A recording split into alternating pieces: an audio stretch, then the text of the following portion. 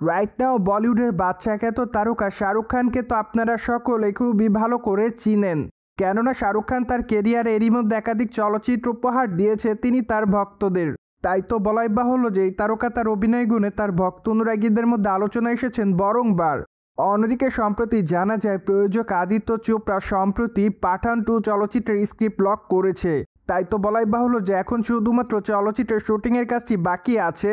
তাছাড়া বর্তমানে আরও জানা যায় যে চলচ্চিত্রের প্রযোজনা সংস্থা আগামী বছর থেকে চলচ্চিত্রের শুটিংয়ের কাজ শুরু করতে চায়। তাই তো ধারণা করা যাচ্ছে 2026-এর প্রথম দিক কিংবা মাঝামাঝি সময় পাঠান 2 চলচ্চিত্রের শুটিংয়ের কাজ শুরু করবেন নির্মাতারা।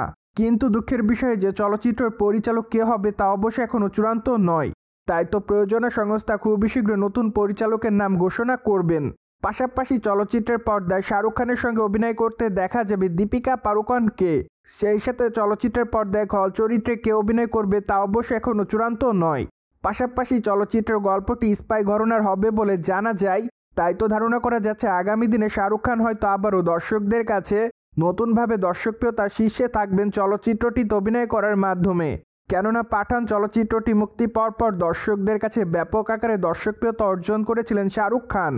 সেই সাথে চলচ্চিত্রের পর্দায় তার সঙ্গে অবশ্য আরও অভিনয় করতে দেখা গিয়েছিল সালমান খানকে। মূলত সালমান খানকে চলচ্চিত্রের পর্দায় ক্যামিও চরিত্র অভিনয় করতে দেখা যায়। তাই তো বলাই বাহুল্য যে দীর্ঘদিন সময় পরে এই দুই তারকাকে একসঙ্গে চলচ্চিত্রের পর্দায় অ্যাকশন দৃশ্য অভিনয় করতে দেখেছে ভক্তরা।